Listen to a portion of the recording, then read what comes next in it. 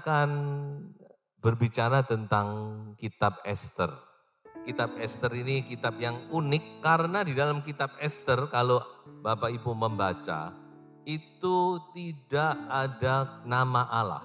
Apakah itu Tuhan atau Allah, bahkan kata doa ya tidak ada. Itu keunikan kitab Ester. Tapi kita melihat di dalam kitab Ester dari awal, dari pasal 1 sampai pasal 10. Kita melihat di situ Tuhan yang mengatur semuanya. Tuhan yang memimpin, Tuhan yang campur tangan dalam semua peristiwa yang terjadi. Saya mau menceritakan sedikit tentang background dari kitab Ester supaya Bapak Ibu punya gambaran. Ada 3 kitab yang menceritakan tentang orang Israel, khususnya suku Yehuda setelah masa pembuangan. Jadi suku Yehuda, kerajaan selatan itu dibuang ke Babel, tapi 70 tahun kemudian mereka dikembalikan gelombang demi gelombang. Ada 3 kitab yang menceritakan sejarah orang Yahudi setelah pembuangan, yaitu Esra, Nehemia, dan Ester. Nah, di dalam Esra Nehemia kita melihat sejarah mereka yang pulang ke Yerusalem, yang pulang ke tanah Palestina. Tetapi di kitab Ester ini kita melihat tentang bangsa Yahudi yang tidak mau pulang. Jadi sebenarnya yang pulang itu cuma sebagian kecil, tidak lebih dari 100.000 orang. Sebagian besar mereka tidak pernah pulang. Mereka tersebar di seluruh penjuru dunia. Di dalam kitab Ester ini kita melihat apa yang terjadi kepada mereka itu. Nah, di dalam kitab Ester ini terjadi krisis yang luar biasa. Kenapa? Karena orang Yahudi, khususnya mereka yang tinggal di Puri Susan, mereka terancam dengan yang namanya genosida. Genosida itu adalah pemusnahan massal satu bangsa. Rencana pembunuhan massal terhadap orang Yahudi dan tidak ada yang bisa memberhentikan. Karena itu sudah diundang-undangkan dan sudah ditok dengan meterai raja, bahkan raja sendiri tidak bisa mengubah. Sudah ditetapkan bahwa pada bulan Adar itu adalah bulan ke-12 dari bulan orang Yahudi. Tanggal 13 bulan Adar seluruh orang Yahudi yang ada di bawah kekuasaan negara Media Persia, itu mencakup 127 negara. Wah, luar biasa ini. Semua harus dibantai. Tidak peduli anak-anak, orang tua, wanita-wanita semua dibantai. Saudara bisa bayangkan ya berita itu ketika tiba, ketika disampaikan semua orang Yahudi, mereka meratap, menangis, berkabung, mereka ketakutan. Nah, inilah krisis yang terjadi. Dan itu bermuasal dari seorang yang bernama yaitu Haman. Sebenarnya Haman ini cuma benci sama Mordekai. Mordekai itu saudara sepupu dari Ester, tapi dia juga sekaligus yang merawat Ester dari kecil karena Ester ini anak yatim piatu. Mungkin beda usianya cukup banyak ya. Jadi Ester ini diangkat anak oleh saudara sepupunya yang namanya Mordekai, orang Yahudi. Awal mulanya itu Haman itu cuma enggak senang sekali sama Mordekai karena Mordekai tidak mau tunduk kepadanya. Saking bencinya, dia bilang saya tidak mau cuma membinasakan Mordekai, saya mau binasakan seluruh bangsanya Mordekai. Nah inilah. Jadi saudara Haman ini benar-benar punya roh iblis ya, roh antikris ya. Karena dia mau membinasakan umat pilihan Allah. Nah kita nanti lihat di dalam kitab Ester itu banyak analogi ya, kiasan. Haman itu gambaran dari setan, iblis. Sedangkan Mordekai itu gambaran dari Yesus Kristus. Dan Ester adalah gambaran dari gereja Tuhan. Sedangkan Raja Ahasveros dalam sejarah namanya Xerxes itu gambaran dari Bapak ya. Itu yang sedikit saudara-saudara untuk mengerti analogi dari kitab Ester. Nah, saya akan bicara tentang analogi, tentang kiasan-kiasan dalam kitab Ester. Pertama, nah ini agak sedikit gamblang, yaitu tentang upah yang tertunda. Kalau saudara membaca di dalam Ester pasal 2, di situ dikatakan bahwa Mordekai itu pernah berjasa. Dia pernah menyelamatkan nyawa Raja Ahasveros. Tetapi pada waktu itu Mordekai yang jasanya begitu luar biasa itu tidak mendapat apa-apa. Ini harusnya orang ini dihadiahi luar biasa. Karena dia sudah menyelamatkan nyawanya raja. Tapi dia tidak mendapat apa-apa. Sampai kepada pasal yang ke-6 dari Esther, barulah Mordekai itu mendapat upah. Dan saya mau katakan bahwa Mordekai mendapat upah, mendapat hormat dari raja, itu tepat pada waktunya. Tepat pas. Mengapa? Karena pada saat itu Haman sedang menghadap raja untuk minta nyawanya Mordekai. Pagi itu. Haman pas datang pada raja, menghadap raja, dia sudah siapkan tiang gantungan yang tinggi, dia mau minta nyawanya Mordekai. Pas raja malam itu dia tidak bisa tidur. Tidak bisa tidur, dia lihat kitab sejarah. Ketika dia lihat, loh ini ada catatan. Ada seorang namanya Mordekai yang pernah berjasa menyelamatkan nyawanya. Lalu dia tanya, Mordekai ini dapat apa waktu itu? Panitra raja ngomong, dia nggak dapat apa-apa. Loh kok bisa? Orang kayak gini nggak didapat apa-apa. Sedang dia berpikir-pikir, Haman masuk. Tujuannya Haman sebenarnya mau minta nyawanya Mordekai. Tapi kedahuluan raja ngomong, Haman, kalau orang berjasa itu enaknya dikasih apa ya? Waduh, dia senang sekali. Wah ini pasti saya ini ya. Siapa lagi orang di bawah raja yang paling penting kalau enggak saya. Raja, wow dia mulai ngomong harus begini. Saudara. Singkat cerita, Mordekai pagi itu dia ditinggikan oleh raja, sedangkan Haman direndahkan oleh raja. Saudara-saudara, kalau saudara melakukan kebaikan dan tidak mendapat upah, jangan putus asa. Amin. Mungkin waktunya belum tiba. Waktunya yang pas belum tiba. Ada seorang hamba Tuhan ngomong begini, semakin panjang penundaan itu akan semakin besar upah yang kita terima. Haman tertunda dalam mendapat upah bukan karena dilupakan, tidak. Karena waktunya belum pas.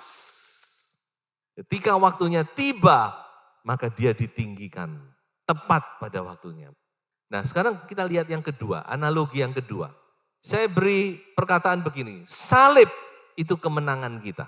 Sampai di pasal 7, ini lompat ini ya. Pasal 7 terjadi sesuatu yang luar biasa.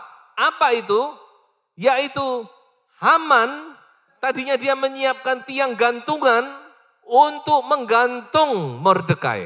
Saking bencinya dia sama Mordekai ya. Dia sudah siapkan itu. Tetapi di pasal 7, saudara-saudara, yang terjadi yaitu yang digantung bukan Mordekai, tetapi ialah siapa? Haman. Tadinya mestinya yang mati itu Mordekai di situ digantung. Sebenarnya bukan digantung, lebih cocok disula. Jadi dia bikin tiang yang tinggi, manusia itu ditancapkan di situ. Itu namanya disula.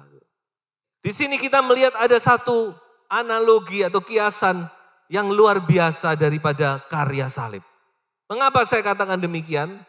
Karena waktu Yesus disalib, iblis sudah berpikir, nah kali ini gue menang. Gue berhasil menyalibkan anak Allah, menyalibkan Yesus. Sekali lagi, itu adalah Haman, gambaran dari iblis.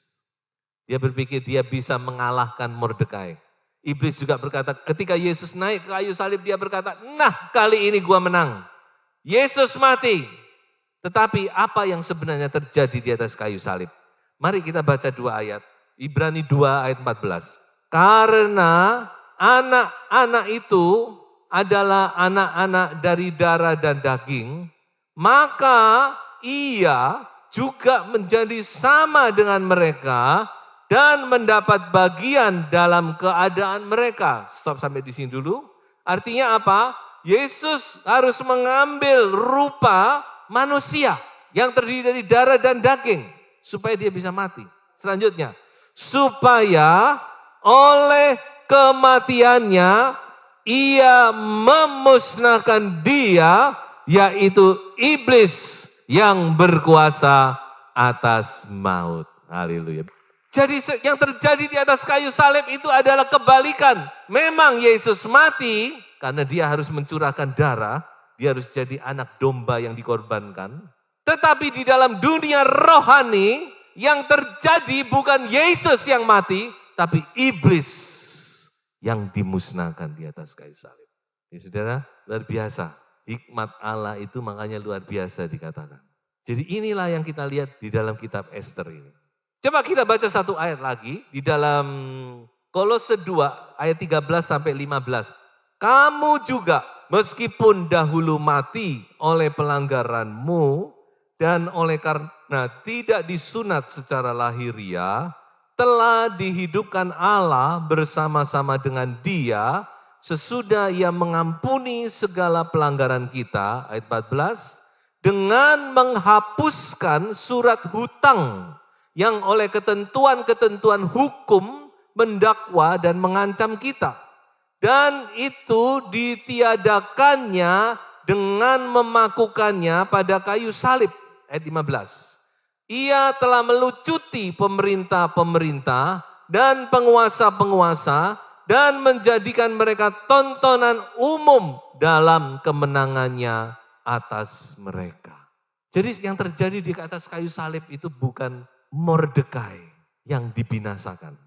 Tetapi yang terjadi adalah Haman yang dibinasakan. Iblis dibinasakan.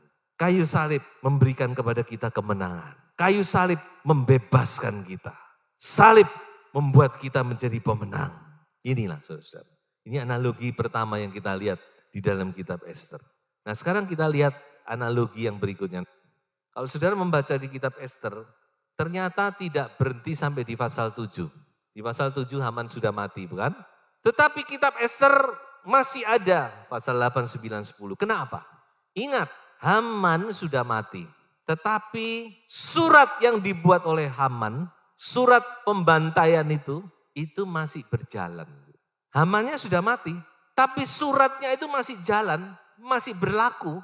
Bahwa nanti pada bulan Adar, orang Yahudi harus dibantai, itu masih tetap. Makanya urusannya belum selesai. Kalau saudara membaca di dalam pasal 8, 9, 10, di situ kita lihat Ester kembali menghadap raja. Dan kali ini dia minta supaya surat itu dibatalkan. Dan raja ngomong apa? Tidak bisa. Raja cuma bisa ngomong, saya tidak bisa membatalkan. Nah ini, mau gimana lagi sekarang? Raja sendiri bilang, saya pun tidak berkuasa membatalkan. Kalau sudah ditok dengan meterai, raja cincin meterainya ditok, ditancapkan di situ, siapapun tidak bisa membatalkan. Tapi raja masih punya cara. Tuhan kita tidak pernah kehabisan cara. Bapak punya cara. Raja bilang, tapi sekarang cincin meterai ini aku kasih kepada kamu, serahkan kepada Mordekai. Silahkan kamu mau berbuat apa, terserah kamu. Nah saudara-saudara, disitulah kemudian Mordekai membuat peraturan atau membuat perintah yang kedua atau membuat hukum yang kedua, bukan untuk membatalkan hukum yang pertama, tidak, karena tidak bisa dibatalkan. Tapi hukum yang kedua ini mempunyai satu wewenang kepada orang Yahudi pada bulan Adar tanggal 13 itu untuk mereka melawan musuh-musuh mereka. Itu perintah yang kedua ini. Dan saudara tahu yang terjadi pada bulan Adar, bukan orang Yahudi yang dibinasakan, tetapi musuh-musuh orang Yahudi semua dibinasakan. Dan ini adalah gambaran dari dua hukum yang ada di dalam Alkitab. Hukum Taurat dan hukum kasih karunia. Makanya Paulus banyak berbicara tentang Taurat dan kasih karunia. Taurat itu memang hukumnya Allah dan itu tidak bisa dibatalkan. Dan itu baik dikatakan oleh Paulus. Tetapi karena manusia tidak bisa melakukan, maka itu menjadi semacam penghukuman kepada kita. Karena Taurat itu kan do it or you will die. Lakukan, kalau kamu tidak bisa, kamu mati. Itu Taurat. Karena manusia tidak bisa melakukan, maka itu menjadi semacam vonis bahwa kamu akan mati. Itu Taurat. Lalu bagaimana untuk membatalkan? Tidak bisa dibatalkan itu. Tapi Bapak memberi hukum yang baru kepada kita. Yaitu hukum apa? Kasih karunia, itu hukum perjanjian baru. Di dalam hukum inilah kita diselamatkan. Karena hukum ini tuntutannya cuma satu, percaya. Ya, jadi saudara, di dalam Taurat perintahnya cuma lakukan, lakukan, lakukan. Dan itu tidak bisa menolong manusia. Yang bisa menolong adalah kasih karunia. Dalam kasih karunia perintahnya apa? Percayalah, percayalah. Semua hanya kasih karunia, karena percaya. Efesus 2 ayat 8-9, sebab karena kasih karunia kamu diselamatkan oleh iman. Itu bukan hasil usahamu, tetapi pemberian Allah. Keselamatan itu pemberian, saudara-saudara. Kita tidak punya andil sedikit pun. Makanya mulailah dengan iman dan berjalanlah dengan iman dan akhiri perjalananmu dengan iman. Itu bukan hasil pekerjaanmu. Jangan ada orang yang memegahkan diri. Roma 6 ayat 14. Sebab kamu tidak akan dikuasai lagi oleh dosa. Karena kamu tidak berada di bawah hukum Taurat, tetapi di bawah kasih karunia. Sekali lagi, saudara mungkin bingung loh, kok Taurat ada hubungannya dengan dosa? Itulah, karena kelemahan manusia, dosa mengambil kesempatan memakai Taurat itu untuk memukul kita. Jadi di sini saudara kita melihat gambaran yang sangat indah, bagaimana Allah menyelamatkan kita. Bukan dengan membatalkan Taurat, tetapi memberi hukum yang baru, hukum kasih karunia. Makanya kalau sudah perhatikan di dalam kitab Injil, Tuhan Yesus tidak pernah ngomong, aku datang untuk membatalkan Taurat. Tidak pernah. Karena Taurat tidak bisa dibatalkan. Tuhan Yesus ngomong apa? Aku datang untuk apa? Menggenapi Taurat. Dan itu harus dilakukan. Supaya dia bisa mati untuk membayar kita. Karena dia sudah melakukan dengan sempurna Taurat itu. Luar biasa apa yang Tuhan lakukan bagi kita. Dan terakhir, masih ada poin keempat. Kemenangan akhir di pihak kita. Mari kita baca, ini ayat terakhir dari kitab Ester. Pasal 10 ayat yang ketiga. Karena Mordekai, orang Yahudi itu, menjadi orang kedua di bawah Raja Ahasiweros. Dan ia dihormati oleh orang Yahudi, serta disukai oleh banyak saudaranya, sebab ia mengikhtiarkan yang baik bagi bangsanya, dan berbicara untuk keselamatan bagi semua orang sebangsanya. Kalau saudara membaca di dalam Alkitab bahasa Inggris, kata bagi semua orang sebangsanya itu dipakai to all his seed. Yang kalau diterjemahkan secara hurufiah adalah kepada semua benihnya. Mengapa saya angkat ayat ini? Kalau saudara perhatikan kitab Ester, dari awal iblis berusaha membunuh benih itu. Dan itu terus terjadi dalam sejarah, bukan? Waktu zaman Yesus, Herodes berusaha membinasakan anak-anak umur 2 tahun. Iblis berusaha membunuh benih ini. Karena dia ingat pesan Tuhan di Taman Firdaus.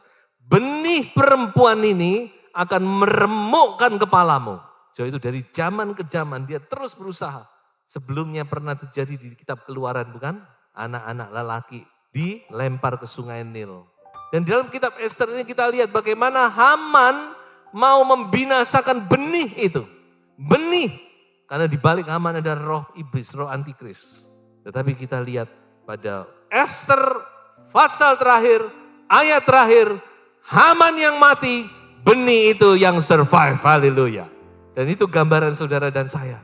Pada akhirnya nanti kemenangan ada di pihak kita, saudara. Iblis yang akan mati, dia satu saat akan dimasukkan ke dalam neraka yang kekal. Dan kita akan menikmati kemuliaan bersama-sama dengan Tuhan sampai selama-lamanya. Haleluya.